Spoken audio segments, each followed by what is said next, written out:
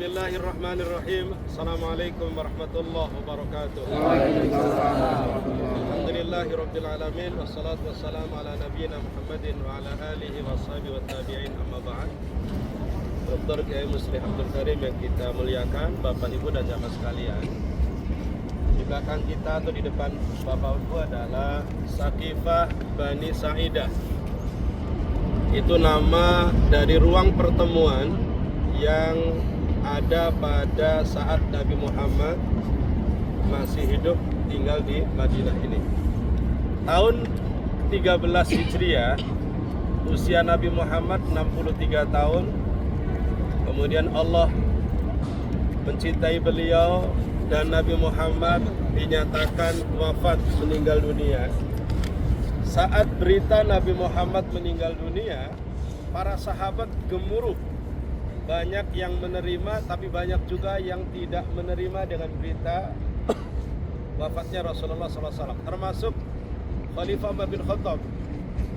Umar bin Khattab itu marah-marah sampai ngayung-ngayungkan pedang. Kata Umar bin Khattab, siapa yang bilang Rasulullah wafat, aku penggal lehernya. Siapa yang bilang Nabi Muhammad wafat, aku penggal lehernya. Tidak siap untuk menerima berita bahwa orang yang paling dicintainya meninggal dunia. Dan para sahabat tahu betul bahwa kuncinya Umar itu ada di Abu Bakar. Yang bisa nanganin Umar cuma Abu Bakar. Akhirnya kemudian ada sahabat bilang, ya Abu Bakar itu Umar ngacung-ngacungkan pedang tuh. Dan langsung marah-marah, tidak siap menerima berita wafatnya Rasulullah. Akhirnya kemudian Abu Bakar datang kepada Umar dan Abu Bakar membaca satu ayat, Muhammadun illa rasul qad khalat min qablihi rusul. Muhammad itu adalah manusia biasa, seorang rasul dan bisa meninggal dunia. Ketika dibacakan ayat itu, Umar bin Khattab langsung lunglai, pedangnya terjatuh dan langsung menangis dengan sejadi-jadinya. Dan Abu Bakar mengatakan, man kana ya'budu Muhammadan fa inna Muhammadan qad mat. Barang siapa yang menyembah Muhammad, Muhammad telah meninggal dunia. Wa man kana ya'budullaha fa innallaha hayyun la yamut. Barang siapa menyembah Allah, maka Allah adalah Maha hidup dan dia akan mati selama-lamanya. Pada saat kondisi masyarakat Madinah sedang seperti ini, berkabung sedih dengan berita wafatnya Rasulullah, kaum Ansor ngumpul di tempat ini. Kaum Ansor itu penduduk asli Madinah. Ngumpul di tempat ini di ruang pertemuan Saqifah Bani Sa'idah. Apa yang mereka lakukan? Mereka musyawarah rapat membahas siapa pengganti Rasulullah SAW ketika setelah Rasulullah wafat hari ini. Jenazah Rasulullah belum diapa-apain. Jenazah Rasul belum dimandikan, belum dikafanikan, belum disolati jenazah Rasul.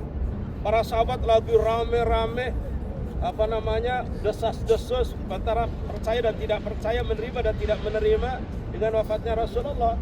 Ternyata kaum Ansor dengan tokoh-tokohnya ngumpul di tempat ini membahas tentang siapa pengganti Rasulullah. Coba kira-kira etis apa tidak?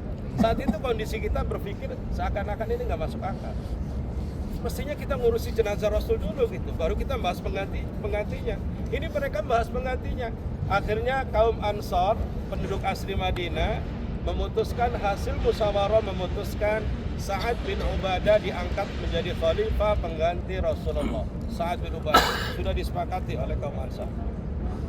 Mendengar ada berita kaum Ansor ngumpul di tempat ini, nyampelah berita itu kepada Abu Bakar Siddiq dan Umar.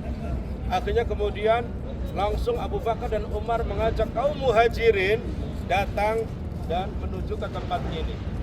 Akhirnya kemudian Abu Bakar, Umar dan kaum Muhajirin ngumpul di tempat ini bergabung bersama-sama dan kaum Ansor. Sampaikan oleh kaum Ansor bahwa kami ngumpul untuk membahas khalifah pengganti Rasulullah dan kami sudah sepakat yang kami tunjuk adalah Sa'ad bin Ubadah. Terus akhirnya kemudian Abu Bakar bilang, kalau begitu kami dari kaum Muhajirin mengajak kalian semuanya yang hadir pada kesempatan kali ini. Kami tunjuk Umar bin Khattab untuk menjadi khalifah pengganti Rasulullah. Karena Abu Bakar sama Umar itu selalu orangnya apa? Dua karakter yang berbeda. Umar temperamen, emosional, Abu Bakar lembut. Dan itu sering berbeda pendapat dalam persoalan agama juga itu orang. tapi memang sehati gitu. Nah ini Abu Bakar nunjuk Umar. Ketika Umar namanya disebut oleh Abu Bakar Siddiq, langsung Umar tidak bilang, coba langsung angkat tangannya Abu Bakar, langsung bilang, saya baiat Abu Bakar Siddiq radhiyallahu anhu. Siapa yang ikut membaiat Abu Bakar silahkan maju ke depan. Langsung. Akhirnya sahabat semuanya maju satu demi satu membaiat Abu Bakar Siddiq. Secara sepakat aklamnya semuanya sepakat membaiat mengangkat Abu Bakar sebagai khalifah pengganti Rasulullah SAW. Termasuk kaum Ansor itu juga membaiat Abu Bakar. Jadi pengangkatan Abu Bakar sebagai khalifah itu dilakukan melalui baiat kesepakatan bersama. Tidak ada pemilihan, tidak ada proses pemilihan. Nah yang perlu diperhatikan adalah jenazah Rasulullah di Kubah Hijau yang tadi kita kunjungi masih terbaring, belum diurusi apa-apa. Para sahabat bahas tentang kepemimpinan, siapa pengganti Rasulullah SAW. Karena mereka tahu betul kalau hari-hari ini kita disatukan oleh satu komando. Apa kata Rasul kita ikuti. Satu pemimpin, apa kata Rasul kita ikuti. Mulai hari ini Rasul wafat, kira-kira besok gitu kan, setelah Rasulullah dimakamkan, siapa yang akan memimpin kami, komando ada di siapa. Ini yang membuat mereka prihatin, makanya kemudian jenazah Rasul belum apa-apakan, kemudian mereka bahas tentang kepemimpinan. Coba tidak terlalu jauh, Kubah Hijau sampai sini, tidak terlalu jauh. Tidak terlalu jauh, Rasul jenazahnya belum apa-apakan, kaum Ansor ngumpul di sini. Dan ini terjawab bahwa ketika kaum Ansor kemudian ngumpul membahas pemimpin pengganti Rasulullah, bukan karena ambisi kami kaum Ansor berhak untuk memimpin Madinah, tapi karena kaum Ansor merasa ini negeri kami, ini adalah wilayah kami, dan kami bertanggung jawab untuk siapa yang akan menjadi pemimpin setelah Rasulullah SAW. Tidak ada ambisi.